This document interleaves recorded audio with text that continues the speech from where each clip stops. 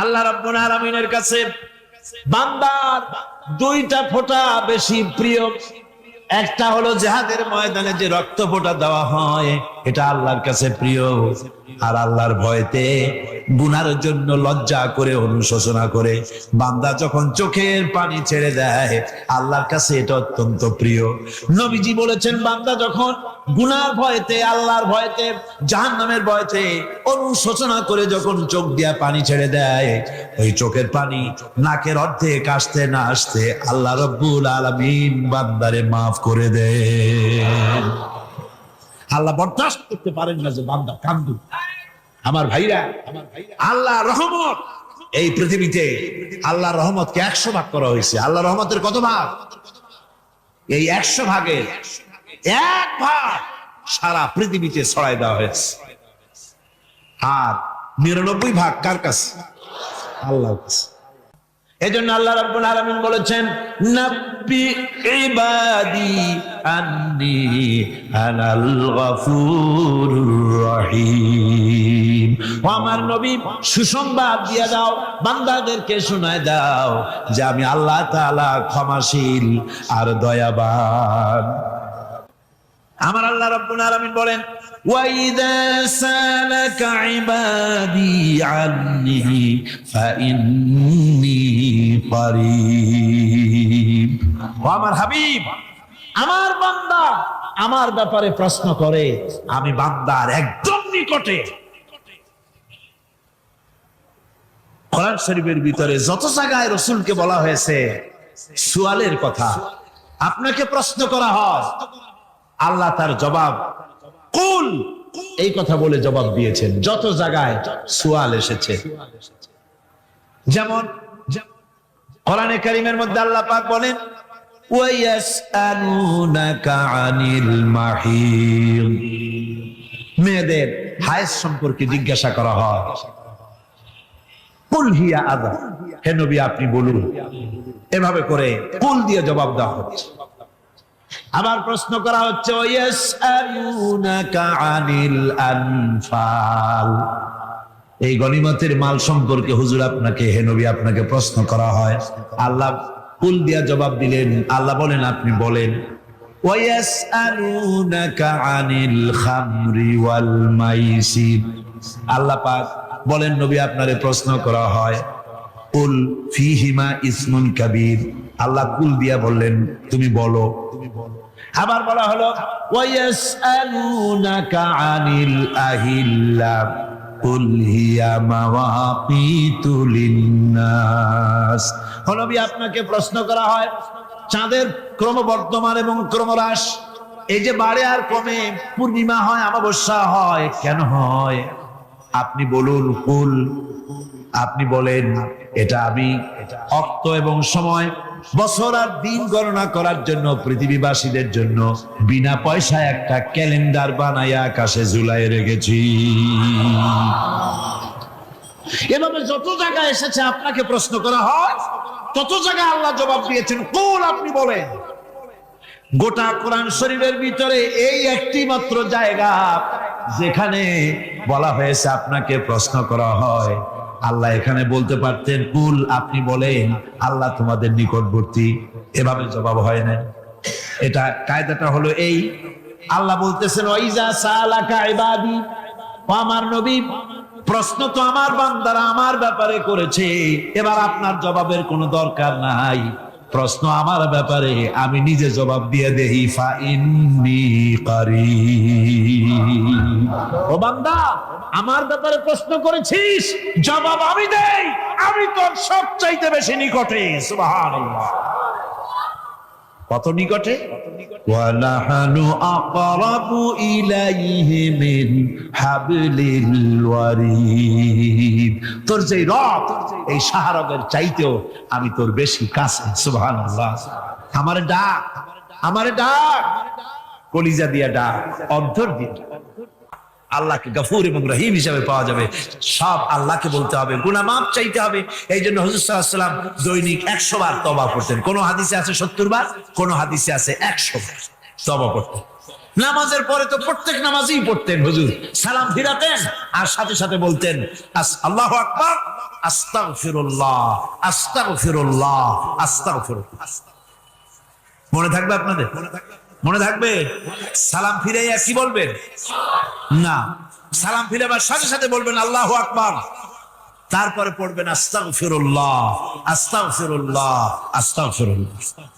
তওবা করবেন, আল্লাহর কাছে সবসময় গুনাহ মাফ চাইতে থাকবেন, বিনীত থাকবেন। আল্লাহকে পাওয়া যাবে, তাকে রহিম হিসেবে পাওয়া যাবে।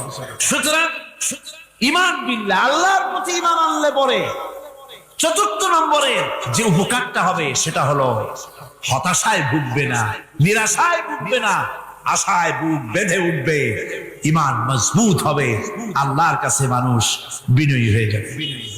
এবার পঞ্চম নম্বরের উপকার আমি বলছিলাম, ঈমান বিল্লাহ, আল্লাহর প্রতি ঈমান আনলে পরে অসংখ্য উপকার হয়, অসংখ্য বৈশিষ্ট্যের আছে। এর 6টা উপকারের কথা আমি বলবো। কয়টা? অসংখ্য উপকারের ভিতরে প্রধান 6টি উপকারের কথা বলবো। এর বললাম কয়টা? 4টে বলছি। এবার বলো পঞ্চম উপকারের কথা। আল্লাহর প্রতি আপনি পূর্ব পশ্চিমে কতবার মুখ ঘোরালেন, এটাই কিন্তু আপনার আসল সৎ কাজ নয়। আসল সৎ কাজ হলো আল্লাহর প্রতি ঈমান আনা। এই ঈমানের ব্যাপারে 3টা দিন আমরা পার করে দিলাম, এখনো কথা শেষ হয় নাই। আল্লাহর প্রতি ঈমান আনলে পরে যে উপকারটা হবে পঞ্চম নম্বরে, সেটা হলো কঠোর এবং কঠিন বিপদের ভিতরে বান্দার ভিতরে অবিচলতা এবং ধৈর্যের সৃষ্টি হয়ে যাবে। আলহামদুলিল্লাহ। কঠিন বিপদ মুসিবত আসতে পরে সে অবিচল থাকবে। সারা দুনিয়ার বিপদ আপদ, শত্রুতা, দুঃখ, কষ্ট, মুসিবত, জুলুম, নির্যাতন সবকিছু পাহাড়ের মতো উঁচু হয়ে তাকে ঘিরে ফেলবে, কিন্তু তাকে এক চুলও নাড়াতে পারবে না। কারণ হচ্ছে আল্লাহ রাব্বুল আলামিন বলেছেন, ইউরিদুনা লিইউতফিউ নূরাল্লাহি বিআফওয়াহিহিম ওয়াল্লাহু মুতিম্মু নূরিহি ওয়ালাউ কারিহাল কাফিরুন। ওরা চায় মুখের ফু দিয়ে আমার আলোকে নিভিয়ে দেবে, কিন্তু আমি আমার আলোকে পূর্ণতা দান করব। তাতে কাফের বেঈমানদের কলজায় যত জ্বালা যন্ত্রণা হোক, আমার দিন কেউ মিটাই দিতে পারবে না। সুবহানাল্লাহ। সুতরাং বিপদে অবিচলতা আসবে, সে অটল হবে, মজবুত হবে। কোরআনে কারীম বলতেছে, ওয়া কাযালিকা জাআলনা লিকুল্লি নাবিয়্যিন আদুওয়াম মিনাল মুজরিমিন। এই পৃথিবীতে এমনি করে আমি সকল নবীদের শত্রু বানিয়েছি, সব পাপিষ্ঠ অপরাধীদেরকে। নবীদের সাথে বিরোধিতা করেছে কারা? পাপিষ্ঠরা, অপরাধীরা। এই যে বাধাটা আসে, এই যে মারে, অপরাধ কি? এই যে তারা চোর বা ডাকাত যাদের মারা হয়।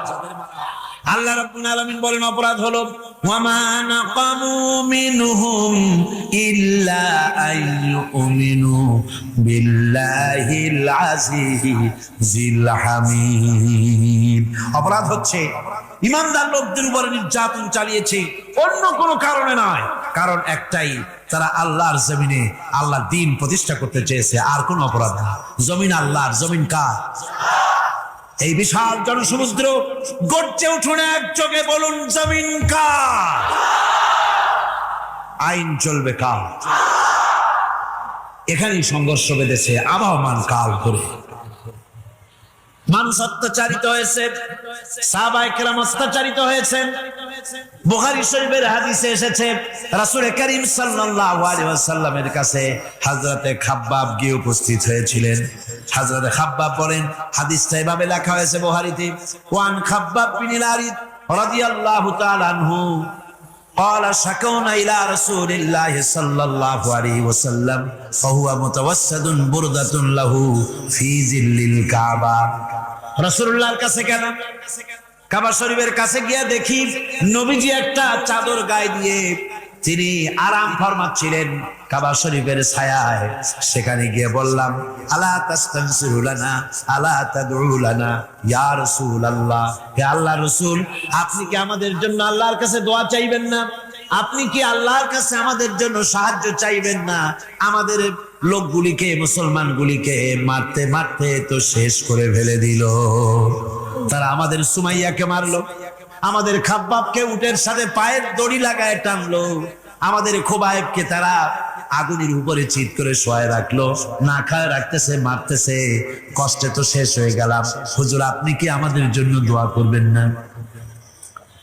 হাদিস শরীফে এসেছে, নবীজি উঠে বসলেন সোজা হয়ে।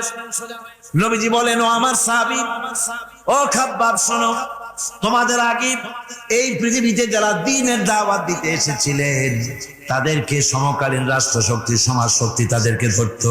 ফায়ুখাজুর রাজুলু, তাদেরকে তারা ধরতো। ফায়ুফারু লাহু ফিল আরদ, আর তার জন্য জমিনের ভিতরে কবর বানাইতো। ওই কবর ফায়ুজালু ফিহা, ওই কবরের ভিতরে তাকে কোমর পর্যন্ত গেড়ে দিত। সুম্মা ইউতা বিল মানশার, এরপরে করাত আনতো। ফায়ুদাউ আলা রাসিহি, এরপরে ওই করাত তার মাথার উপরে রাখতো। ফায়ুজালু নিসফাইন, এরপরে করাত দিয়া চিরে জীবিত করে ফেলে দিত। মা ইয়াসুদ্দুহু যালিকা আন দীনিহি, ও আমার খাব্বাব, এত কষ্ট দেওয়ার পরেও সেই যুগের কোন মুসলমানকে, দ্বীনের দায়ীদেরকে আল্লাহর দ্বীন থেকে এক চুলো তারা সরাই দিতে পারে নাই, এক চুলো সরাতে পারে নাই। ওয়াল্লাহি, ও খাব্বাব, আমি আমার আল্লাহর নামে কসম করে বলছি, লা ইউতাম্মান্নাল্লাহু হাযাল আমরা হাত্তা ইয়াসিরা আর-রাকিবু মিন সানা ইলা হাযরামাউত। আমি কসম করে বলি, আল্লাহ রাব্বুল আলামিনের এই সানা থেকে হাজারামাউত পর্যন্ত লোকেরা যাতায়াত করবে, সুন্দরী রমণীরা গমন করবে, সদাগরেরা যাতায়াত করবে, টাকা নিয়ে পয়সা নিয়ে যাতায়াত করবে। তাদের মনের মধ্যে লুটের ভয়, টাকার ভয়, চুরির ভয়, ডাকাতির ভয়, জেনার ভয়, হত্যার ভয়, ধর্ষণের ভয়, কোন ভয় থাকবে না। লা ইয়াখাফু ইল্লাল্লাহ, আল্লাহ ছাড়া কোনো ভয় থাকবে না। এমন একটা সমাজ, এমন একটা সময় আসবে। ওয়ালাকিন্নাকুম তাস্তাজিলুন, অথচ খুব তাড়াহুড়ো তোমরা করতেছো। তাড়াহুড়ো করো না, সময় আসবে ইনশাআল্লাহ। আর সে সময় আসছিল মদিনায়, আসে নাই? আসে নাই? আমার বন্ধুগণ, কঠিন বিপদে অবিচলতা এবং ধৈর্যের দৃষ্টান্ত রেখে গেছেন আম্বিয়া আলাইহিমুস সালাম। সুবহানাল্লাহ। কঠিন বিপদে অবিচলতা, দৃঢ়তা, ধৈর্য কারে বলে, তার দৃষ্টান্ত কারা রেখেছেন? আম্বিয়া আলাইহিমুস সালাম। ওনারাই আমাদের আদর্শ, নবীরাই আদর্শ। সাহাবায়ে কেরাম রিদওয়ানুল্লাহ তাআলা আলাইহিম আজমাইন আমাদের আদর্শ। ভাইরা আমার, মুসা আলাইহিস সালামকে ফেরাউন যখন ঘিরে ফেলে দিল, কোরআনের সব কথা গল্প গুজবার ইতিহাসের জন্য লেখা হয় নাই। কোরআনের মধ্যে যা লেখা হয়েছে সব বান্দাদের উপদেশের জন্য, যাতে করে লোকেরা চিরটা কাল এর থেকে উপদেশ নিয়ে নিজেদের তৈরি করতে পারে। জোরে বলেন সুবহানাল্লাহ। মুসা আলাইহিস সালামের কথা আল্লাহ বলেন, ফেরাউন তাকে ঘিরে ফেলে দিল, পালাবার রাস্তা নাই। ফালাম্মা ترى الجمعان قال أصحاب موسى إنا لمدركون। মুসা আলাইহিস সালামের উম্মতরা বললেন, হে মুসা, পাকড়াও হয়ে গেছি, পালাবার রাস্তা নাই। তিন দিক থেকে আমাদেরকে ঘেরাও করেছে ফেরাউনের শক্তি। সামনে কি? দরিয়া, আর তিন দিকে কি? ঘেরাও আন্দোলন। তিন দিক থেকে ঘেরাও হয়ে গেছে, পালাবার কোন রাস্তা। হযরতে মুসা আলাইহিস সালামের কাছে উম্মতরা বললেন, পালাবার তো কোনো পথ নাই, এখন উপায়টা কি? আমাদের তো আর উপায় নাই। মুসা আলাইহিস সালাম দেখেন বিপদে পড়ে গেছেন, কিন্তু ধৈর্য হারান নাই, ভয় পান নাই। ভয় পাইছিলেন? ভয় পেয়েছে?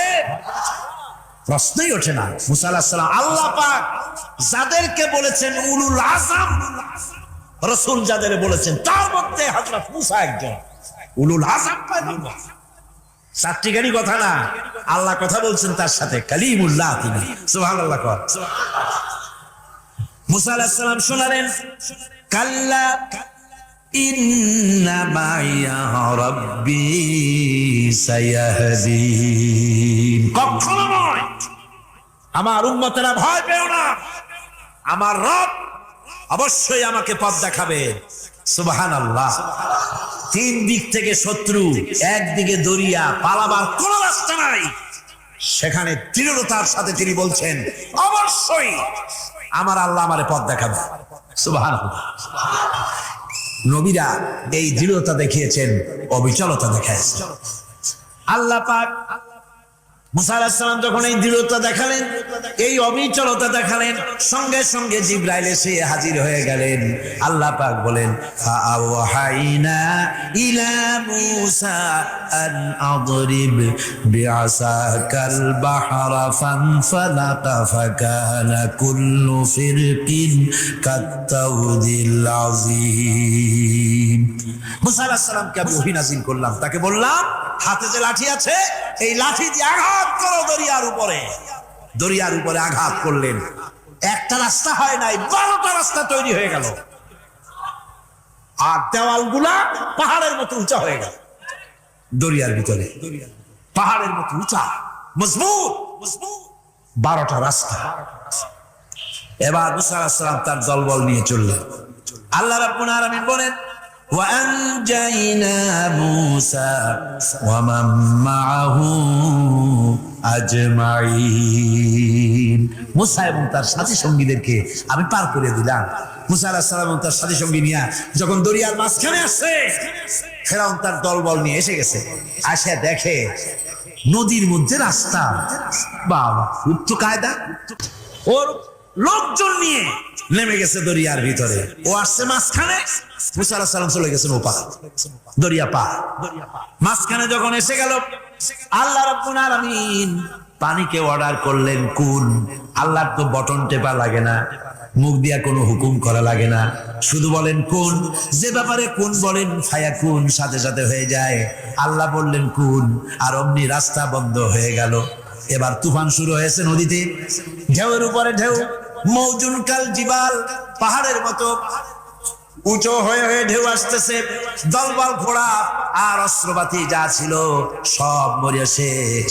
এবার ফেরাউন একা উপরে ওঠে আর নিচে নামে, পানি খেতে খেতে পেটের কাম সারা। জনমের খাওয়া খাইছে পায় না, এখন জান চায়, বাঁচবার আর উপায় না, বাঁচবার আর উপায় নাই। ফেরাউন তার নিজের জীবন সম্পর্কে হতাশ হয়ে গেল। এবার ফেরাউন বলতেছে, আমানতু আন্নাহু লা ইলাহা ইল্লাল্লাযী আমানাত বিহি বানু ইসরাঈল। আমি ঈমান আনলাম, আমি ঈমান আনলাম আল্লাহ ছাড়া কোন ইলাহ নাই। ওই আল্লাহর উপর ঈমান আনলাম যে আল্লাহর উপরে ঈমান এনেছে বনি ইসরাঈলেরা। আল্লাহ যাতে ঠিক পাইছে কোন আল্লাহর উপর ঈমান আনছে, বনি ইসরাঈলের আল্লাহর উপর ঈমান আনলাম। আল্লাহ এই তো মুসলমান হয়ে গেছে, এরপরও আমার সুবাও কেন? আল্লাহ রাব্বুল আলামিন জবাবে বলেন, আল আন, এখন وَقَدْ عَصَيْتَ قَبْلُ وَكُنْتَ مِنَ الْمُفْسِدِينَ। এখনই মানার কথা বলছো, অথচ যুগের পর যুগ, বছরের পর বছর ধরে আমার মানুষের উপরে মন গড়াই চালাইছো, আমার পয়গম্বরের সাথে বেয়াদবি করেছো। আজ তোমাকে আমি ছাড়ছি না, তোমাকে আজকে ছেড়ে দেব না, আমি তোমাকে মারবো। আর সমস্ত প্রাণীগুলিকে, স্থলচর প্রাণীগুলিকে আল্লাহ পাক অর্ডার দিয়া দিলেন, এই ফেরাউনের লাশকে ডুবাবি না, পচাবি না, খাবি না। আলিয়াউমা নুনাজ্জিকা বিবাদানিক, আমি তোমার শরীরে বাঁচায় দেব। পোকে খাবে না, পানিতে পচবে না, মাছে খাবে না, কুমিরে খাবে না, দুনিয়ার কোনো পশুতে খাবে না। আমি তোরে শুটকি বানাইয়া রাখবো, যাতে করে দুনিয়ার সমস্ত ফেরাউন যত যুগে যুগে আসে তোরে দেখে যেন হেদায়েত নিতে পারে। ফেরাউনকে আল্লাহ শক্তি বানায় রাখছে। এবারে হযরত হুদ আলাইহিস সালাম সম্পর্কে আল্লাহ রাব্বুল আলামিন বলেন, হযরতে হুদকে যখন ষড়যন্ত্র হলো কাফির বেঈমানেরা তাকে মেরে ফেলার জন্য যখন সরকারি ষড়যন্ত্রে লিপ্ত হয়ে গেল, হযরতে হুদ সমাজের এই চ্যালেঞ্জের মোকাবেলা করলেন। হযরত হুদ বলেন, ফাকিদুনি জামিআন সুম্মা লা তুনজিরুন ইন্নী তাওয়াক্কালতু আলাল্লাহি রাব্বি ওয়া রাব্বিকুম। আমি তোমরা তোমাদের ষড়যন্ত্র আমার বিরুদ্ধে যত পারো আমার বিরুদ্ধে ষড়যন্ত্র চালাও, এতটুকু আমার অবকাশ দিও না। আমি এমন আল্লাহর উপরে ভরসা করেছি যার হাতের ভিতরে তোমাদেরও জান আর আমারও জান। যা পারো তাই করো। সরকার সমস্ত শক্তি একত্রিত হয়ে আমার মোকাবেলা করো। একদিকে হুদ আলাইহিস সালাম, আর একদিকে গোটা জাতি। হযরত হুদ ভয় পায় নাই। সুবহানাল্লাহ। ঈমান বিল্লাহ মানুষের কলিজাকে এভাবে শক্ত করে দেয়। কোন আলহামদুলিল্লাহ। এবারে এই বিপদের, কঠিন বিপদের মোকাবেলা করে আমার রাসূল যে প্রমাণ দিয়া গেলেন, আমার রাসূল যে কঠিন বিপদের মোকাবেলা করলেন, ভাইরা আমার, হিজরতের রাতে সওর পাহাড়ের ভিতরে যখন তিনি আশ্রয় নিলেন, হযরতে আবু বকর সাথে ছিলেন। হযরতে আবু বকর রাদিয়াল্লাহু তাআলা আনহু বলেন, হুজুর আপনি দাঁড়ান, এটা তো পাহাড়িয়া গুহা, গুহার ভিতরে সাপ থাকতে পারে, বিচ্ছু থাকতে পারে, আমি আগে ঢুকি, বিপদ যদি হয় আমার উপর থেকে হয়ে যায়। গুহার ভিতরে নেমে গুহা সাফ করলেন। এরপরে হুজুরকে ডাকলেন, হুজুর তাশরীফ নিলেন গুহার ভিতরে। এরপরে হুজুর বললেন, আবু বকর পাহাড়ে হেঁটে হেঁটে 2-3টা পাহাড় পাড়ি দিয়া যাওয়া লাগে সুর পাহাড়ে। মদিনার সোজা রাস্তা হুজুর ধরেন নাই, মেসফালার পথ দিয়া জাবালে কেদোয়ার উপর দিয়া 3টা পাহাড় পাড়ি দিয়া তারপরে হুজুর গেলেন সুর পাহাড়ে। গুহার ভিতরে হুজুর তাশরীফ নিলেন। বললেন, আবু বকর তুমি বসো, তোমার উরুর উপরে মাথা রেখে আমি একটু আরাম করি। হযরতে আবু বকর বসলেন, হুজুর তার উরুর উপরে মাথা রেখে ঘুমায় গেলেন। আর এরপরে কাফির বেঈমানেরা তালাশ করতে করতে কাফেররা এসে গেল পায়ের চিহ্ন দেখে দেখে গর্তের কাছে। হযরত আবু বকর ভয়তে কেঁদে ফেললেন, আহারে আর তো উপায় নাই, এবার তো ধরা পড়ে গেছি, এবার নবীজিকে মেরে ফেলে দেবে। নবীর মহব্বতে, নিজের মহব্বতে নয়, নবীর মহব্বতে কাঁদতেছিলেন। হুজুর বলেন, হুজুরের ঘুম ভেঙে গেল। বলো, আবু বকর কাঁদতো কেন? ছেলের কথা, মেয়ের কথা, বিবির কথা, বাড়ির কথা মনে পড়লো নাকি? হযরত আবু বকর বলেন, ইয়া রাসূলুল্লাহ, আল্লাহর কসম করে বলি, যেদিন ঈমান এনেছি এই কলিজার ভিতরে মা বাপ, স্ত্রী, পুত্র, পরিজন, এমনকি আমার নিজের জীবনের চাইতে আপনারে বেশি ভালোবাসি। তা কাঁদো কেন? কাঁদো কেন? হযরত আবু বকর বলেন, হুজুর ধরা পড়ে গেছি, কাফেররা এসে গেছে গর্তের কাছে, তাকালি আমাদের দেখতে পাবে, আমরা তো মাইনরিটি, ওরা তো মেজরিটি, আমরা তো ধরি মারি ফেলাই দেবে, আপনাকে মেরে ফেলে দেবে, এই জন্য কাফির। আল্লাহ রাব্বুল আলামিন, হুজুর তখন কি দৃঢ়তা, কি অবিচলতা, কি ধৈর্যের পাহাড় সম মনোবৃত্তি তখন দেখালেন। আল্লাহ কোরআন শরীফে চিরকাল যাতে মানুষেরা হেদায়েত নিতে পারে সেজন্য হুজুরের কথা উঠায় দিলেন কোরআনে। আল্লাহ পাক বলেন, ইযহুমা ফিল গার ইয ইয়াকুলু লিসাহিবিহি লা তাহজান ইন্নাল্লাহা মা'ানা। ও বন্ধু, ভয় পেও না, আল্লাহ আমাদের সাথে আছেন। সুবহানাল্লাহ। আল্লাহ আমাদের সাথে আছেন। আমরা মাইনরিটি নই, আমরা মেজরিটি। আল্লাহ আছে আমার সাথে, ভয় পাওয়ার কোনো কারণ নেই। সুবহানাল্লাহ। আল্লাহ পাক বলেন, فأنزل الله سكينته عليه وأيده بجنود لم تروها। আমি এদের অন্তরের ভিতরে আমি শান্তি নাজিল করে দিলাম, প্রশান্তি দিয়া দিলাম, আর আমি সাহায্য করলাম, আর এমন সব সৈন্য পাঠায় দিলাম যে সৈন্যগুলি তোমরা দেখতে পাও নাই। সুবহানাল্লাহ ওয়া বিহামদিহি। ভাইরা আমার, রাসূল করিম সাল্লাল্লাহু আলাইহি সাল্লাম এই বিপদের মাঝে, চরম বিপদের মাঝে অবিচলতা, দৃঢ়তা, কঠিন আত্মনির্ভরতা দেখিয়েছেন। এগুলি হলো ইমানের ৫ম নম্বরের উপকারিতা। আল্লাহর প্রতি ইমান আনলে এভাবে পাহাড় সম ইমান মজবুত হয়ে যায়। জেলের পরোয়া করি না, ফাঁসির পরোয়া করি না, শহীদ হওয়ার পরোয়া করি না, মেরে ফেলে দেবে, উড়ায় দেবে, হত্যা করবে, পরোয়া করি না। পরোয়া করি কেবলমাত্র কাকে? জোরে বলেন কারে? এইরকম মুসলমান হাজার হাজার লাখ লাখ দরকার নাই, ৩১৩ জন যথেষ্ট। কয়জন যথেষ্ট? ৩১৩ জন যথেষ্ট। বদরে যারা জান দিয়ে মাল দিয়ে দ্বীনকে প্রতিষ্ঠিত করেছিলেন, এরকম ৩১৩ জনই যথেষ্ট ছিল আল্লাহর দ্বীনকে কায়েম করার জন্য। যদি রক্ত দেওয়া লাগে তাহলে এই বিশাল জনসমুদ্রকে প্রশ্ন করি, ভয় পাবেন? রক্ত দিতে পারবেন? যদি জেলে যাওয়া লাগে দিতে পারবেন? যদি শহীদ হতে হয় তাও কি পারবেন? এই দৃঢ়তা, এই অবিচলতা, এই ঈমান, এই ধৈর্য শিক্ষা দেয়, এই উপকার করে ঈমান বিল্লাহ। আল্লাহর প্রতি ঈমান আনলে এভাবে পাহাড়ের মতো শক্ত হয়ে যায় কলিজা। কোন আলহামদুলিল্লাহ। আমার বন্ধুগণ, এবার আমি বলবো সর্বশেষ উপকারের কথাটা বলি, মোনাজাত ছেড়ে দেব। কয়টার কথা বলছিলাম? উপকার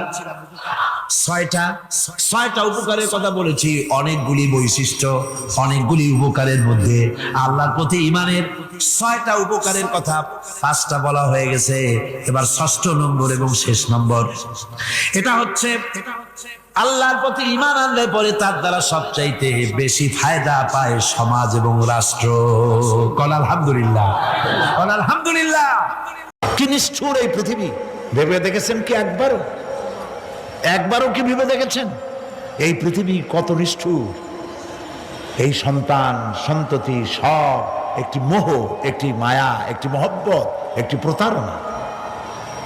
যে বইয়ের জন্য হারাম ইনকাম করেছেন, যে সন্তানদের জন্য হারাম ইনকাম করেছেন, জান দিলেন, রক্ত দিলেন, জীবন দিলেন, সারা রাত কষ্ট করেছেন, দৌড়দৌড়ি করেছেন, যখন মরে গেলেন, যে বাচ্চাটা আপনি করে না নিলে কলিজা ঠান্ডা হয় না, সেই বাচ্চা বলবে, মাকে বলবে, মা বাপের লাশ যে রুমে আছে আমার সেখানে নিও না, আমার ভয় করে। স্ত্রীও আরো 2-1 লোক না হলে লাশের ঘরে থাকতে পারবে না, তারও ভয় করবে। থাকলে বড় জোর মা থাকতে পারে, বাপ থাকতে পারে। যাকে বিবাহ করার পর অনেক সন্তান আছে, মা বাপকে চোখে দেখতে পারে না। তোমার ছোট্টবেলায় যখন তোমার টাইফয়েড হয়েছিল, অসুখ করেছিল, গরিব বাবা, বাড়িতে ল্যাপ নাই, খাতা নাই, তোষক নাই, সেই জায়গায় মা তার কাপড় বিছায় দিয়া, বুকের উপরে নিজের শরীরের উষ্ণতা দিয়া বাঁচায় রাখার চেষ্টা করেছে, নিজে না খেয়ে খাওয়াইছে, অসুখ সারে না। মা ওই মুমূর্ষু বাচ্চার সেরানে তার মাথার কাছে বসে তাহাজ্জুদের নামাজ পড়ে কোরআন শরীফ তেলাওয়াত করে, চোখ দিয়া পানি পড়ে, আর বলতে তাকে, রব্বুল আলামিন আমার জীবনটারে দিয়া আমার কলিজার টুকরা সন্তানটারে বাঁচাইয়া দাও। যেই মা নিজের জীবন দিয়া সন্তান বাঁচাইতে চাইলো, সেই সন্তান আজকে বউ পাইয়া মাকে ভুলে যায়, মায়ের সাথে খারাপ ব্যবহার করে। আল্লাহ রাব্বুল আলামিন বলেছেন, মা বাবার সঙ্গে খারাপ ব্যবহার করো না, ভালোবাসায় কথা বলো। ওয়াকুল লাহুমা কাওলান কারীমা, সম্মান সূচক কথা বলো। মা বাবার জন্য দোয়া করো আমার কাছে। কে বলতেছেন?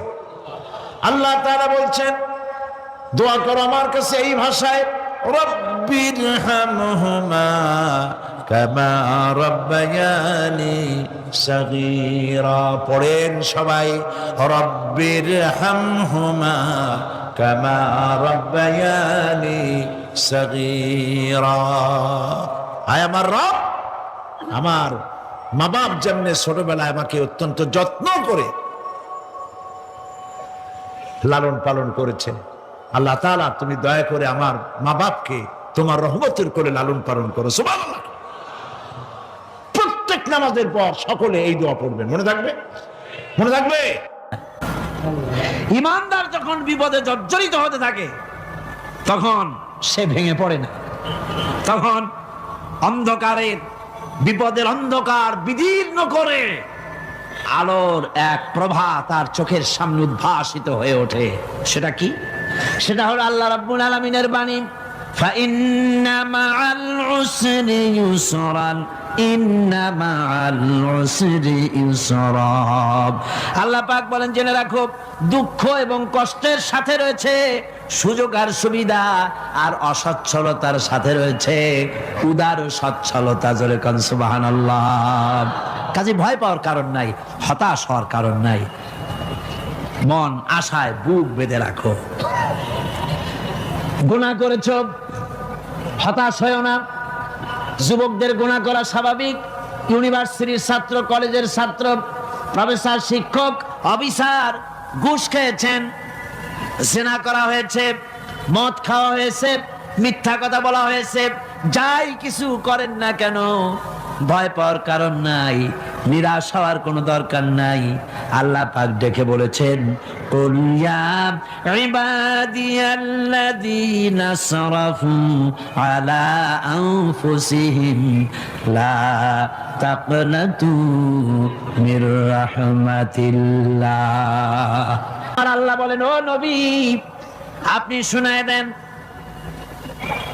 হে আল্লাহর বান্দারা, তোমরা যারা নিজেদের উপরে বাড়াবাড়ি করেছো, নিজেদের উপরে জুলুম করেছো, অত্যাচার করেছো, আমি আল্লাহর রহমত থেকে নিরাশ হয়ে যেও না। মানুষ যদি অপরাধ করে, বাপের সাথে অপরাধ করেছে, মায়ের সাথে অপরাধ করেছে, মা বাবা সন্তানের চাইতে এত বড় কল্যাণকামী তো আর কেউ নাই, কিন্তু মা বাবা কোনোদিন বলে না আয় আমার ছেলে তোরে মাফ করে দেই, এরকম বলে নাকি? মন চায় ছেলে যদি মাপ চাইতো খুশি হয়ে মাফ করে দিতাম, কিন্তু কেন যে আসে না, ডাকে না যে আয় মাফ করে দেই। মা বাপ আপনাকে এত ভালোবাসে, সেই মা বাপও আপনাকে বলে না যে আয় মাফ করে দেই। আমার আল্লাহ হচ্ছেন এমন আল্লাহ, আল্লাহ রাব্বুল আলামিন ডাকেন, এ বান্দা খুন করেছিস ফিরে আয়, জিনা করেছিস ফিরে আয়, হত্যা করেছিস ফিরে আয়, চুরি করেছিস ফিরে আয়, কুফরি করেছিস ফিরে আয়, সুদ খেয়েছিস, ঘুষ খেয়েছিস, মদ খেয়েছিস ফিরে আয়, এসে আমার দরবারে চোখের পানি ফেল, আমার দরবারে কাঁদাকাটি কর। ইন্নাল্লাহা ইয়াগফিরুয যুনুবা জামিআ ইন্নাহু হুয়াল গফুরুর রহিম। আমার দরবারে চোখের পানি ফেলে কান, আমি রব্বুল আলামিন জিন্দেগীর গুনাহ মাফ করে দেব। সুবহানাল্লাহ কোন, সুবহানাল্লাহ কোন। আমার কাছে কান, চোখের পানি ফেল। আল্লাহ রাব্বুল আলামিনের কাছে বান্দার দুইটা ফোঁটা বেশি প্রিয়। একটা হলো জিহাদের ময়দানে যে রক্ত ফোঁটা দেওয়া হয়, এটা আল্লাহর কাছে প্রিয়। আর আল্লাহর ভয়তে গুনার জন্য লজ্জা করে, অনুশোচনা করে বান্দা যখন চোখের পানি ছেড়ে দেয়, আল্লাহর কাছে এটা অত্যন্ত প্রিয়।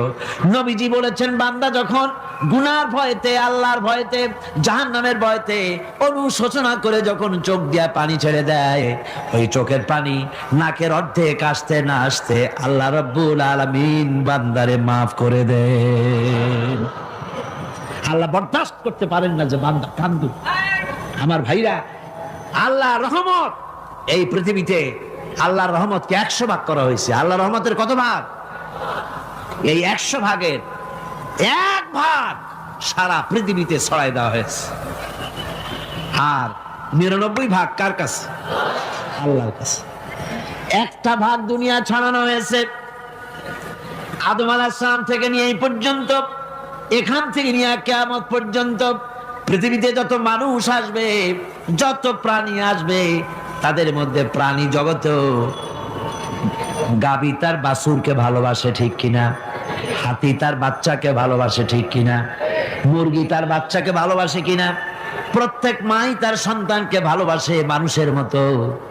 এই ভালোবাসা, স্নেহ, এই মমতা, এই করুণা, এই মহব্বত একটা ভাগ দুনিয়ায় দেওয়ার পর আপনি আর আমি যতটুকুন ভাগে পেয়েছি সেই মহব্বত, স্ত্রীর মহব্বতে অস্থির, মায়ের মহব্বতে অস্থির, সন্তানের মহব্বতে অস্থির।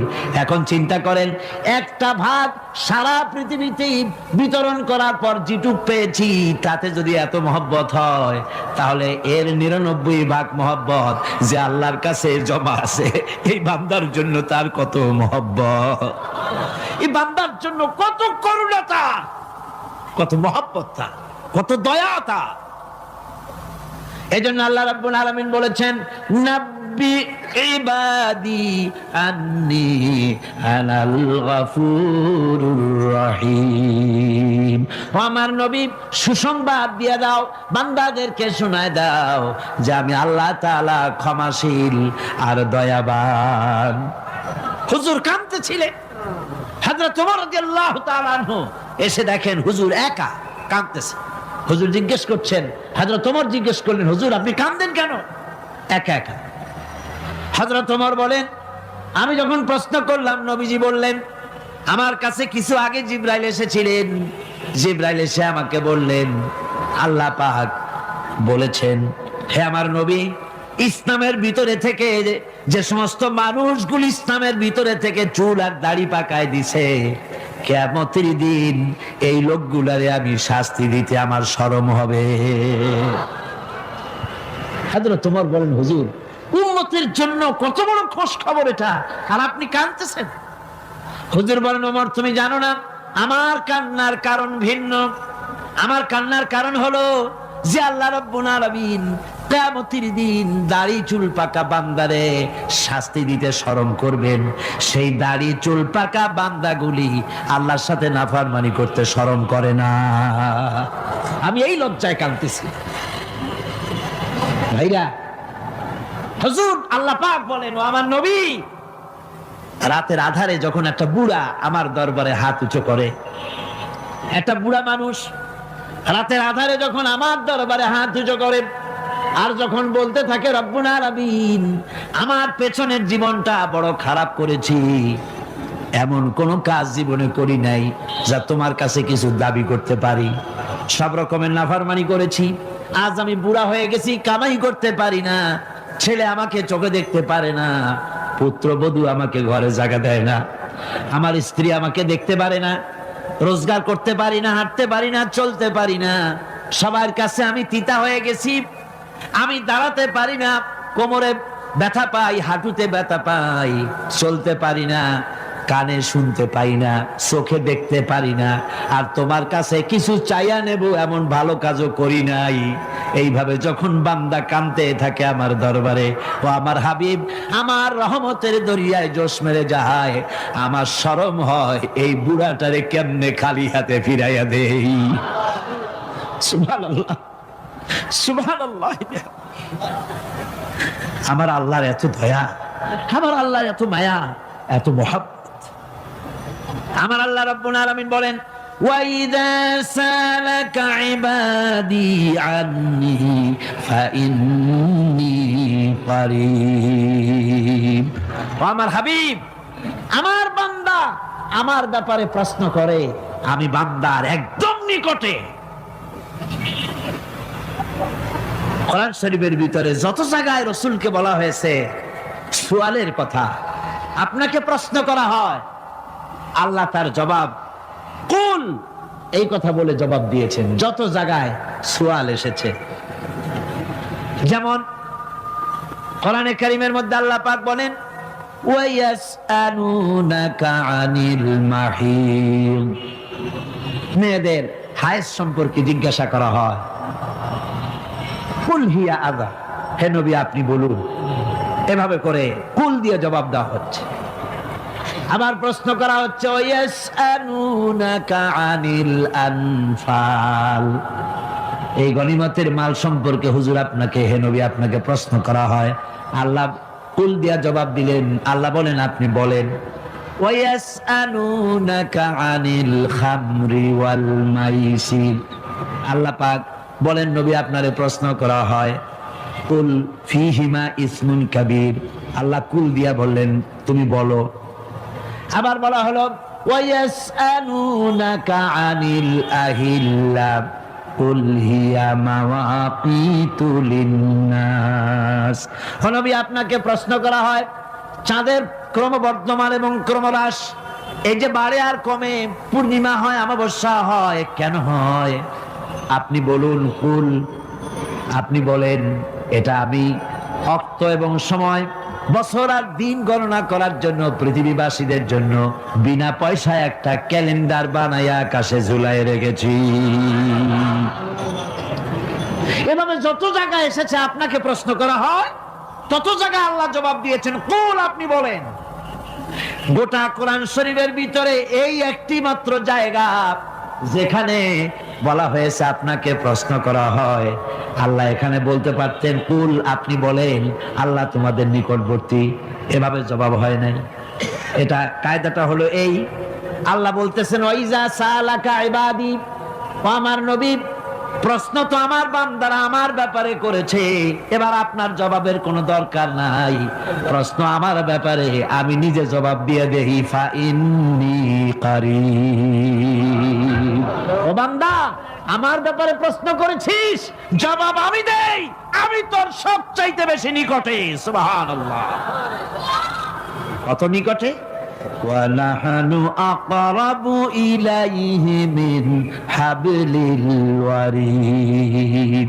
তোর যে রগ, এই শাহরগের চাইতেও আমি তোর বেশি কাছে। সুবহানাল্লাহ। আমারে ডাক, আমারে ডাক, কলিজা দিয়া ডাক, অন্তর দিয়ে ডাক। মনের থেকে মানুষ যদি ডাকে, মুখের ডাক আর মনের ডাক এক জিনিস নয়। দিল সে জুবাত নিকলতি হ্যায়, असर रखती है पर नहीं मगर ताकते परवाज रखती है। দিল থেকে যে কথা বেরোয় তা প্রভাব বিস্তার করে, ডানা নাই কিন্তু ওড়ার ক্ষমতা রাখে। মনের কথাই ভিন্ন।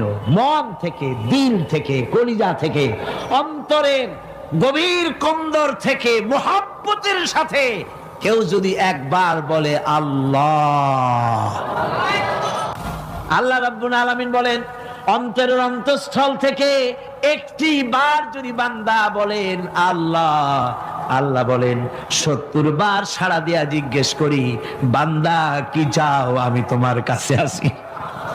সুবহানাল্লাহ, আমি তোর একদম কাছে, কি চাস বল, বল আমার কাছে। এমন দয়াবান, এমন মেহেরবান, এমন আল্লাহ আমাদের। সে আল্লাহ রাব্বুল আলামিন তিনি বলছেন, ওয়াকালা রাব্বুকুম উদউনি আস্তাজিব লাকুম। তোমাদের রব বলেছেন আমারে ডাকো, আমি আল্লাহ ডাকের সাড়া দিয়া দেব। সুবহানাল্লাহ। কারে ডাকতে হবে? কারে ডাকতে হবে? এই বিশাল জনসমুদ্র একযোগে চিল্লা এখন কারে ডাকতে হবে? কোন পীর সাহেবকে নয়, আল্লাহর কসম কোন খাজা বাবাকে নয়, ডাকতে হবে কারে? চিল্লা এখন কারে? ওয়াকালা রাব্বুকুম উদউনি, তোমার রব তোমাকে বলতেছে আমারে ডাকো, আস্তাজিব লাকুম, আমারে ডাকবে আমি সাড়া দিয়ে দেব। সুবহানাল্লাহ। আল্লাহকে ডাকেন, কি চাই আপনার বলেন, কি চাই? আল্লাহর কাছে চান, আল্লাহ দিয়ে দিবে। দেওয়ার জায়গা আল্লাহর কাছে চাইবেন, আল্লাহ দিবেন। দেওয়ার জায়গা, চাওয়ার জায়গা হলো সেজদায় পড়ে যাবেন। আমার ভাইয়েরা, জায়গাটা চিনাই দিলাম। মাজারে যাওয়া লাগবে না, কবরে যাওয়া লাগবে না। 2 রাকাত নামাজ পড়ে সেজদায় পড়ে গিয়া যত বিপদ আছে, মুসিবত আছে, সেজদার মধ্যে চোখের পানি ছেড়ে দেন আর কেন্দে কেন্দে জীবনের কথা বলেন। আল্লাহ রাব্বুল আলামিন আপনার আওয়াজ শুনবেন আর দোয়া কবুল করে নিবেন। কামতে হবে আল্লাহর কাছে। কার কাছে? আল্লাহর কাছে। সুম্মা ইস্তাগফিরুল্লাহ, আর এরপরে সে যদি আমি আল্লাহর কাছে ক্ষমা চাই, ইয়াজিদিল্লাহ গাফুরার রহিমা, সে আমি আল্লাহকে গফুর এবং রহিম হিসাবে পাবে। সুবহানাল্লাহ। আল্লাহকে গফুর এবং রহিম হিসাবে পাওয়া যাবে। সব আল্লাহকে বলতে হবে, গুনাহ মাফ চাইতে হবে। এই জন্য হুজুর সাল্লাল্লাহু আলাইহি ওয়াসাল্লাম দৈনিক 100 বার তওবা পড়তেন। কোন হাদিসে আছে 70 বার, কোন হাদিসে আছে 100 বার তওবা পড়তেন। নামাজের পরে তো প্রত্যেক নামাজই পড়তেন হুজুর, সালাম ফিরাতেন আর সাথে সাথে বলতেন আল্লাহু আকবার, আস্তাগফিরুল্লাহ, আস্তাগফিরুল্লাহ, আস্তাগফিরুল্লাহ। মনে থাকবে আপনাদের? মনে থাকবে? সালাম ফিরাইয়া কি বলবেন? না, সালাম ফিরাবার সাথে সাথে বলবেন আল্লাহু আকবার, তারপরে পড়বেন আস্তাগফিরুল্লাহ, আস্তাগফিরুল্লাহ, আস্তাগফিরুল্লাহ। তওবা করবেন, আল্লাহর কাছে সবসময় গুনাহ মাফ চাইতে থাকবেন, বিনীত থাকবেন। আল্লাহকে পাওয়া যাবে, তাকে রহিম হিসেবে পাওয়া যাবে। সুতরাং ঈমান বিল্লাহ, আল্লাহর প্রতি ঈমান আনলে পরে চতুর্থ নম্বরের যে উপকারটা হবে সেটা হলো হতাশায় ভুগবে না, নিরাশায় ভুগবে না, আশায় বুক বেঁধে উঠবে, ঈমান মজবুত হবে, আল্লাহর কাছে মানুষ বিনয়ী হয়ে যাবে। এবার পঞ্চম নম্বরের উপকার আমি বলছিলাম, ঈমান বিল্লাহ, আল্লাহর প্রতি ঈমান আনলে পরে অসংখ্য উপকার হয়, অসংখ্য বৈশিষ্ট্যের আছে। এর 6টা উপকারের কথা আমি বলবো। কয়টা? অসংখ্য উপকারের ভিতরে প্রধান 6টি উপকারের কথা বলবো। এর বললাম কয়টা? 4টে বলেছি। এবার বলো পঞ্চম উপকারের কথা। আল্লাহর প্রতি আপনি পূর্ব পশ্চিমে কতবার মুখ ঘোরালেন, এটাই কিন্তু আপনার আসল সৎ কাজ নয়। আসল সৎ কাজ হলো আল্লাহর প্রতি ঈমান আনা। এই ঈমানের ব্যাপারে 3টা দিন আমরা পার করে দিলাম, এখনো কথা শেষ হয় নাই। আল্লাহর প্রতি ঈমান আনলে পরে যে উপকারটা হবে পঞ্চম নম্বরে, সেটা হলো কঠোর এবং কঠিন বিপদের ভিতরে বান্দার ভিতরে অবিচলতা এবং ধৈর্যের সৃষ্টি হয়ে যাবে। আলহামদুলিল্লাহ। কঠিন বিপদ মুসিবত আসলে পরে সে অবিচল থাকবে। সারা দুনিয়ার বিপদ আপদ, শত্রুতা, দুঃখ, কষ্ট, মুসিবত, জুলুম, নির্যাতন সবকিছু পাহাড়ের মতো উঁচু হয়ে তাকে ঘিরে ফেলবে, কিন্তু তাকে এক চুলও নাড়াতে পারবে না। কারণ হচ্ছে আল্লাহ রাব্বুল আলামিন বলেছেন, ইউরিদুনা লিইউতফিউ নূরাল্লাহি বিআফওয়াহিহিম ওয়াল্লাহু মুতিম্মু নূরিহি ওয়ালাউ কারিহাল কাফিরুন। ওরা চায় মুখের ফু দিয়ে আমার আলোকে নিভিয়ে দেবে, কিন্তু আমি আমার আলোকে পূর্ণতা দান করব। তাতে কাফের বেঈমানদের কলজায় যত জ্বালা যন্ত্রণা হোক, আমার দিন কেউ মিটাই দিতে পারবে না। সুবহানাল্লাহ। সুতরাং বিপদে অবিচলতা আসবে, সে অটল হবে, মজবুত হবে। কোরআনে কারীম বলতেছে, ওয়া কাযালিকা জাআলনা লিকুল্লি নাবিয়্যিন আদুওয়াম মিনাল মুজরিমিন। এই পৃথিবীতে এমনি করে আমি সকল নবীদের শত্রু বানিয়েছি, সব পাপিষ্ঠ অপরাধীদেরকে। নবীদের সাথে বিরোধিতা করেছে কারা? পাপিষ্ঠরা আর অপরাধীরা। আজও খুঁজে দেখেন, আজও ইসলামী আন্দোলনের বিরোধিতা যারা করে সবগুলি কি? পাপিষ্ঠ। সত্য কি না কর? ইসলামী আন্দোলনের বিরোধিতা যারা করে হিসাব করে, চোখ দিয়ে তাকায় দেখেন, খুঁজে দেখেন তাদের নামগুলি। মদখোর, জিনাকার, বদমাশ, চোর, হাইজাকার, বেনামাজি, লুটেরা, মিথ্যাবাদী, সবচাইতে সমাজের নিকৃষ্ট লোকগুলি ইসলামের বিরোধিতা করে। জমিন আল্লাহর, জমিন কার? এই বিশাল জনসমুদ্র গর্জে উঠুন একযোগে, বলুন জমিন কার? আইন চলবে কার? এখানেই সংঘর্ষ বেঁধেছে আবহমান কাল ধরে। মানুষ অত্যাচারিত হয়েছে, সাহাবায়ে কেরাম অত্যাচারিত হয়েছেন। বুখারী শরীফের হাদিসে এসেছে, রাসূল করিম সাল্লাল্লাহু আলাইহি ওয়াসাল্লামের কাছে হযরতে খাব্বাব গিয়ে উপস্থিত হয়েছিলেন। হযরতে খাব্বাব বলেন, হাদিসটা এভাবে লেখা হয়েছে বুখারীতে, ওয়ান খাব্বাব বিনিল আরিদ রাদিয়াল্লাহু তাআলা আনহু قال شكونا إلى رسول الله صلى الله عليه وسلم وهو متوسد بردة له في ظل الكعبة। রাসূলুল্লাহর কাছে গেলাম, কাবা শরীফের কাছে গিয়ে দেখি নবীজি একটা চাদর গায়ে দিয়ে তিনি আরাম ফরমাচ্ছিলেন কাবা শরীফের ছায়ায় সেখানে গিয়ে বললাম, আলা তাস্তানসিরু লানা আলা তাদউ লানা ইয়া রাসূলুল্লাহ, হে আল্লাহর রাসূল, আপনি কি আমাদের জন্য আল্লাহর কাছে দোয়া চাইবেন না? আপনি কি আল্লাহর কাছে আমাদের জন্য সাহায্য চাইবেন না? আমাদের লোকগুলিকে, মুসলমানগুলিকে মারতে মারতে তো শেষ করে ফেলে দিল। তারা আমাদের সুমাইয়াকে মারলো, আমাদের খাব্বাবকে উটের সাথে পায়ের দড়ি লাগায় টানলো, আমাদের খোবায়েবকে তারা আগুনের উপরে চিৎ করে শোয়ায় রাখলো, না খায় রাখতেছে, মারতেছে। কষ্টে তো শেষ হয়ে গেলাম। হুজুর, আপনি কি আমাদের জন্য দোয়া করবেন না? হাদিস শরীফে এসেছে, নবীজি উঠে বসলেন সোজা হয়ে। নবীজি বলেন, ও আমার সাহাবী, ও খাব্বাব, শোনো, তোমাদের আগে এই পৃথিবীতে যারা দ্বীনের দাওয়াত দিতে এসেছিলেন তাদেরকে সমকালীন রাষ্ট্র শক্তি, সমাজ শক্তি তাদেরকে ধরতো। ফায়ুখাজুর রাজুলো, তাদেরকে তারা ধরতো। ফায়ুহফারু লাহু ফিল আরদ, আর তার জন্য জমিনের ভিতরে কবর বানাইতো। ওই কবর ফায়ুজালু ফিহা, ওই কবরের ভিতরে তাকে কোমর পর্যন্ত গেড়ে দিত। সুম্মা ইউতা বিল মানশার, এরপরে করাত আনতো। ফায়ুদাউ আলা রাসিহি, এরপরে ওই রাখতো। ফায়ুজালু নিসফাইন, এরপরে করাত দিয়া চিরে জীবিত মানুষটারে করে ফেলে দিত। মা ইয়াসুদ্দুহু যালিকা আন দীনিহি, ও আমার খাব্বাব, এত কষ্ট দেওয়ার পরেও সেই যুগের কোন মুসলমানকে, দ্বীনের দায়ীদেরকে আল্লাহর দ্বীন থেকে এক চুলো তারা সরাই দিতে পারে নাই, এক চুলো সরাতে পারে নাই। ওয়াল্লাহি, ও খাব্বাব, আমি আমার আল্লাহর নামে কসম করে বলছি, লা ইউতাম্মান্নাল্লাহু হাযাল আমরা হাত্তা ইয়াসিরার রাকিবু মিন সানা ইলা হাযরা মাউত। আমি কসম করে বলি, আল্লাহ রাব্বুল আলামিনের এই সানা থেকে হাজারা মাউত পর্যন্ত লোকেরা যাতায়াত করবে, সুন্দরী রমণীরা গমন করবে, সদাগরেরা যাতায়াত করবে, টাকা নিয়া পয়সা নিয়া যাতায়াত করবে।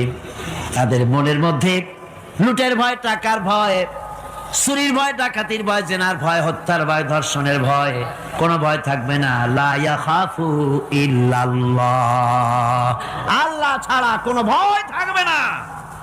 এমন একটা সমাজ, এমন একটা সময় আসবে। ওয়ালাকিন্নাকুম তাস্তাজিলুন, অথচ খুব তাড়াহুড়ো তোমরা করতেছো।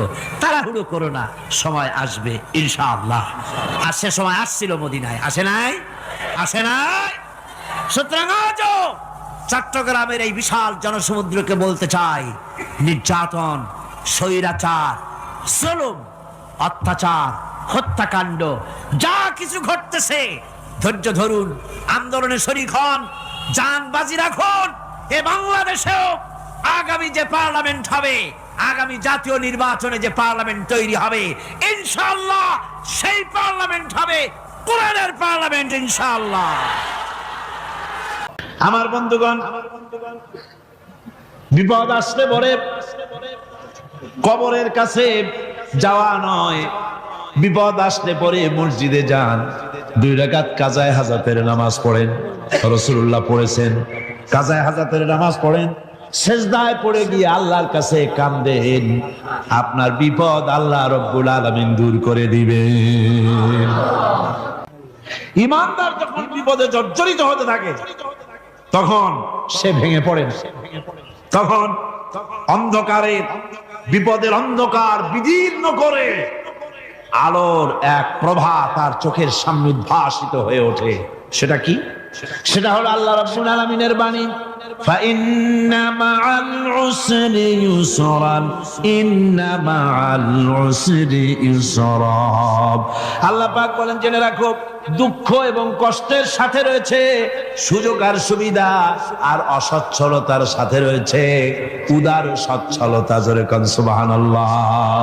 কাজে ভয় পাওয়ার কারণ নাই, হতাশ হওয়ার কারণ নাই, মন আশায় বুক বেঁধে রাখো। গুনাহ করেছো, হতাশ হয়ো না। আমার আল্লাহ হচ্ছেন এমন আল্লাহ, আল্লাহ রাব্বুল আলামিন ডাকেন, এ বান্দা, খুন করেছিস ফিরে আয়, জিনা করেছিস ফিরে আয়, হত্যা করেছিস ফিরে আয়, চুরি করেছিস ফিরে আয়, কুফরি করেছিস ফিরে আয়, সুদ খেয়েছিস, ঘুষ খেয়েছিস, মদ খেয়েছিস ফিরে আয়, এসে আমার দরবারে চোখের পানি ফেল, আমার দরবারে কাঁদাকাটি কর। ইন্নাল্লাহা ইয়াগফিরুয যুনুবা জামিআ ইন্নাহু হুয়াল গফুরুর রহিম। আমার দরবারে চোখের পানি ফেলে কাঁদ, আমি রব্বুল আলামিন জিন্দেগীর গুনাহ মাফ করে দেব। সুবহানাল্লাহ কোন, সুবহানাল্লাহ কোন। আমার কাছে কাঁদ, চোখের পানি ফেল। আল্লাহ রাব্বুল আলামিনের কাছে বান্দার দুইটা ফোঁটা বেশি প্রিয়। একটা হলো জিহাদের ময়দানে যে রক্ত ফোঁটা দেওয়া হয়, এটা আল্লাহর কাছে প্রিয়। আর আল্লাহর ভয়তে গুনার জন্য লজ্জা করে, অনুশোচনা করে বান্দা যখন চোখের পানি ছেড়ে দেয়, আল্লাহর কাছে এটা অত্যন্ত প্রিয়। নবীজি বলেছেন, বান্দা যখন গুনার ভয়তে, আল্লাহর ভয়তে, জাহান্নামের ভয়তে অনুশোচনা করে যখন চোখ দিয়া পানি ছেড়ে দেয়, ওই চোখের পানি নাকের অর্ধেক আসতে না আসতে আল্লাহ রাব্বুল আলামিন বান্দারে মাফ করে দেন। আল্লাহ বরদাস্ত করতে পারেন না যে বান্দা কান্দু। আমার ভাইরা, আল্লাহ রহমত, এই পৃথিবীতে আল্লাহর রহমতকে 100 ভাগ করা হয়েছে। আল্লাহ রহমতের কত ভাগ? এই 100 ভাগের 1 ভাগ সারা পৃথিবীতে ছড়াই দেওয়া হয়েছে। আর 99 ভাগ কার কাছে? আল্লাহর কাছে। এজন্য আল্লাহ রাব্বুল আলামিন বলেছেন, নাব্বি ইবাদি আন্নী আনাল গফুরুর রহিম। ও আমার নবী, সুসংবাদ দিয়ে দাও, বান্দাদেরকে শোনায় দাও যে আমি আল্লাহ তাআলা ক্ষমাশীল আর দয়াবান। আমার আল্লাহ রাব্বুল আলামিন বলেন, وَإِذَا سَأَلَكَ عِبَادِي عَنِّي فَإِنِّي قَرِيبٌ। ও আমার হাবিব, আমার বান্দা আমার ব্যাপারে প্রশ্ন করে, আমি বান্দার একদম নিকটে। কোরআন শরীফের ভিতরে যত জায়গায় রাসূলকে বলা হয়েছে সুয়ালের কথা, আপনাকে প্রশ্ন করা হয়, আল্লাহ তার জবাব কুল এই কথা বলে জবাব দিয়েছেন। যত জায়গায় সুয়াল এসেছে, যেমন কোরআনে কারীমের মধ্যে আল্লাহ পাক বলেন, ওয়ায়াসআলুনাকা আনিল মাহিদ। মেয়েদের হায়েজ সম্পর্কে জিজ্ঞাসা করা হয়, কুল হিয়া আযা, হে নবী আপনি বলুন। এভাবে করে কুল দিয়ে জবাব দেওয়া হচ্ছে। আবার প্রশ্ন করা হচ্ছে, ওয়ায়াসআলুনাকা আনিল আনফাল। এই গনিমতের মাল সম্পর্কে হুজুর আপনাকে, হে নবী আপনাকে প্রশ্ন করা হয়। আল্লাহ কুল দিয়া জবাব দিলেন, আল্লাহ বলেন আপনি বলেন। ওয়ায়াসআলুনাকা আনিল খামরি ওয়াল মাইসির। আল্লাহ পাক বলেন নবী আপনারে প্রশ্ন করা হয়, কুল ফীহিমা ইসমুন কাবীর। আল্লাহ কুল দিয়া বললেন তুমি বলো। আবার বলা হলো, ওয়ায়াসআলুনাকা আনিল আহিল্লা কুল হিয়া মাওয়াকিতু লিন্নাস। ও নবী আপনাকে প্রশ্ন করা হয় চাঁদের ক্রমবর্ধমান এবং ক্রমহ্রাস, এই যে বাড়ে আর কমে, পূর্ণিমা হয়, অমাবস্যা হয়, কেন হয়? আপনি বলুন কুল। আপনি বলেন এটা আমি অক্ত এবং সময়, বছর আর দিন গণনা করার জন্য পৃথিবীবাসীদের জন্য বিনা পয়সায় একটা ক্যালেন্ডার বানাইয়া আকাশে ঝুলাই রেখেছি। এভাবে যত জায়গায় এসেছে আপনাকে প্রশ্ন করা হয়, তত জায়গায় আল্লাহ জবাব দিয়েছেন কুল, আপনি বলেন। গোটা কোরআন শরীফের ভিতরে এই একটি মাত্র জায়গা যেখানে বলা হয়েছে আপনাকে প্রশ্ন করা হয়। আল্লাহ এখানে বলতে পারতেন কুল, আপনি বলেন, আল্লাহ তোমাদের নিকটবর্তী, এভাবে জবাব হয় না।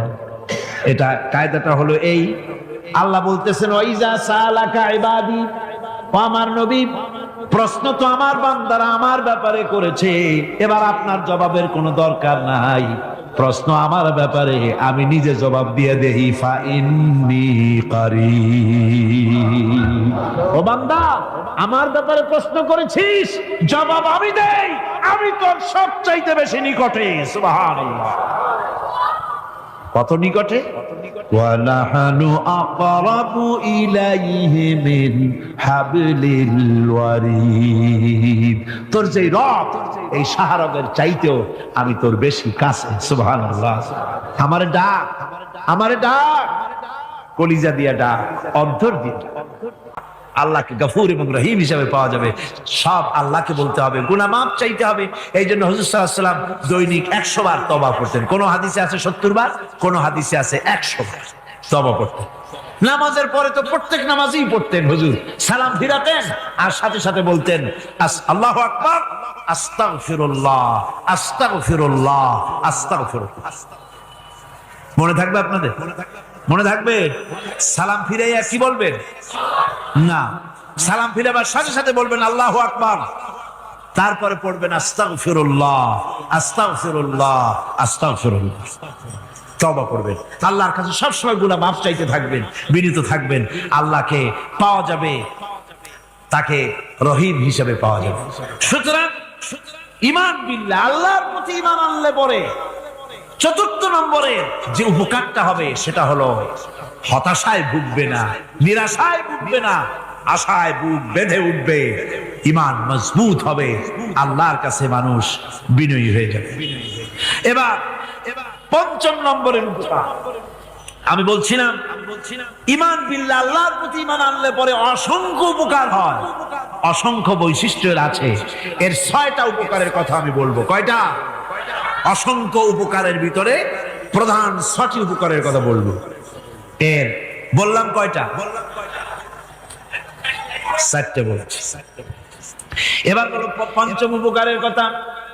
আল্লাহর প্রতি আপনি পূর্ব পশ্চিমে কতবার মুখ ঘোরালেন, এটাই কিন্তু আপনার আসল সৎ কাজ নয়। আসল সৎ কাজ হলো আল্লাহর প্রতি ঈমান আনা। এই ঈমানের ব্যাপারে 3টা দিন আমরা পার করে দিলাম, এখনো কথা শেষ হয় নাই।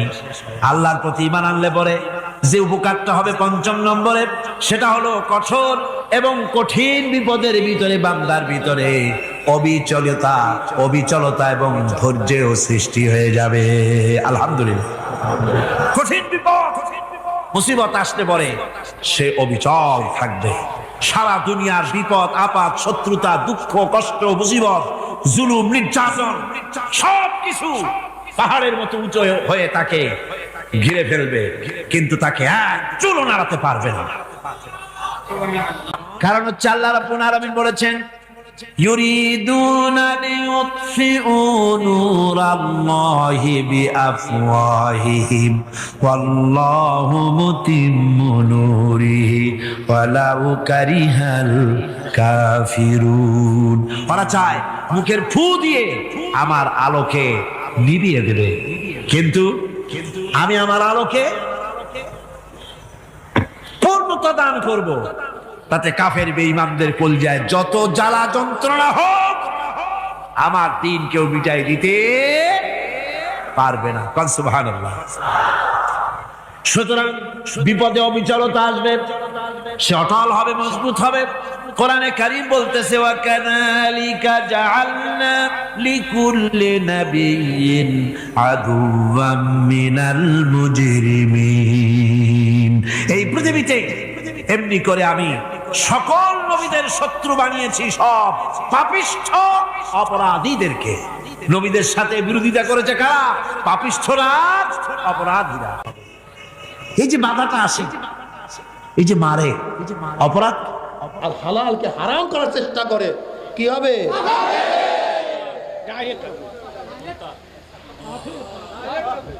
খবরদার।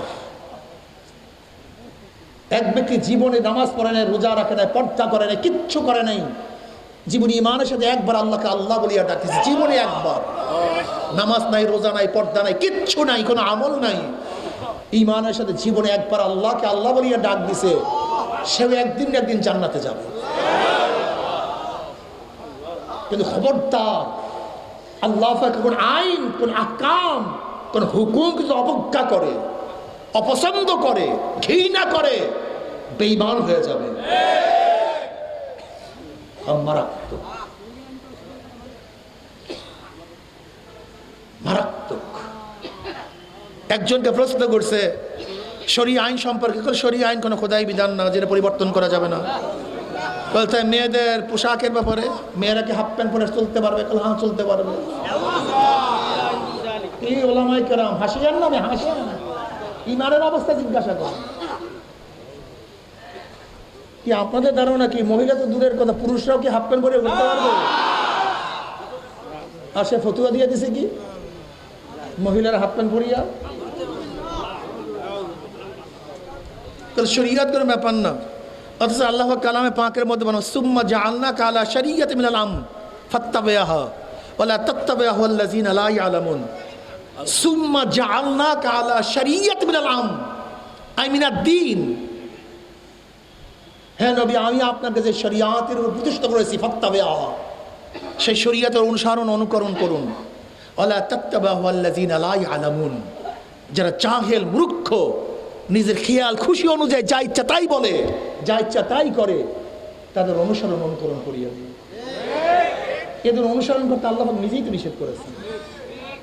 যারা হাওয়াই নফস, নিজের মন গড়া জাহেল মূর্খ, কোরআন হাদিসের ইলম নাই, মনে যা চায় তাই বলে, এদের অনুসরণ অনুকরণ করতে আল্লাহ নিজেই নিষেধ করেছেন। ওয়ালা তাত্তাবি'ু আল্লাযীনা লা ইয়ালামুন। কথা বললেই বলে হুজুর আপনারা কি গিবা শিকায়াত করার জন্য অমুকের বিরোধিতা বিরোধিতা করি না তো? এগুলো শরীয়তকে ডাইরেক্ট অমান্য করতেছে। এগুলি যদি না বলিতে বলবো ঠিক আমাকে বলেন, বলে এই কথা যদি না বলি আপনারা সবাই কি মনে করবেন? সে জায়েজ। আচ্ছা ধরে নেন চরমনে হুজুররা যদি এখন বেপরদা মহিলাদেরকে এখানে রাখে, সব হুজুররা যদি রাখে, তা মানুষ কি মনে করবে? এটা বুঝেন না আপনারা? আপনারা বুঝেন?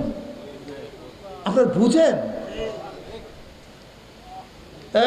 পাবলিক, দিঘি ভাঙ্গেও না, দিঘি গড়েও না, নদী ভাঙ্গে, নদী গড়ে। যারা ফাসেক ফুজ্জার, যারা আলেম না, এরা ইসলামের উপকারও করতে পারে না, ক্ষতিও করতে পারে না। ইসলামের উপকারও করে আলেমরা, ইসলামের ক্ষতিও করে আলেমরা। মারাত্মক। আলেম কারা? ওয়ারাসাতুল আম্বিয়া, নবীর ওয়ারিস।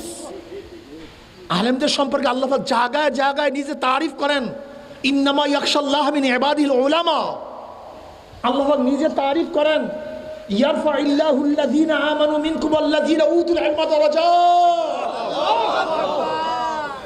ইয়ারফাইল্লাহুল্লাযীনা আমানু মিনকুম, আল্লাহ পাক উঁচা করেছেন, বুলন্দ করেছেন, রফা শব্দ লাগাইছেন। শব্দ কি? রফা। রফা কি জিনিস? আল্লাহুল্লাযী রফা সামাওয়াতি বিগাইরি আমাদিন তারাউনাহা। ওই আল্লাহ যিনি আসমানকে উঁচা করছেন। কত উঁচা করছেন জানি না। এই যে দেখেন আসমান নীলা নীলা, এটা আসমান না। আসমান কোথায় কেউ জানে না, এত উঁচা। এখানে রফা শব্দ ব্যবহার করেছেন, ওই একই শব্দ ব্যবহার করেছেন আল্লাহ পাক আলেমদের শানে, ইয়ারফাইল্লাহুল্লাযীনা আমানু মিনকুম ওয়াল্লাযীনা উতুল ইলমা দারাজাত। আল্লাহ পাক যাদের ইলম দান করেছেন তাদের মাকাম, তাদের মর্যাদা কি করছেন? উঁচা করছেন। ওই আলেম যে বিপর্দা মহিলাদেরকে সামনে নিয়ে মিছিল করে না, ইন্নামা ইয়াখশাল্লাহ মিন ইবাদিল উলামা। ইন্নামা লফজ হাসর, মা ইল্লার ফায়দা দেয়। ইন্নামা শব্দ লফজ হাসর, মা ইল্লার ফায়দা দেয়। অর্থ কি দাঁড়ায়? মা ইয়াখশাল্লাহ মিন ইবাদিহি ইল্লাল উলামা। আবেদের মধ্য থেকে আমাকে কেউ ভয় করে না, একমাত্র আমাকে ভয় করে আলেমরা। কেউ আমাকে ভয় করে না। কারা ভয় করে? এই আলেম। এরা আলেম।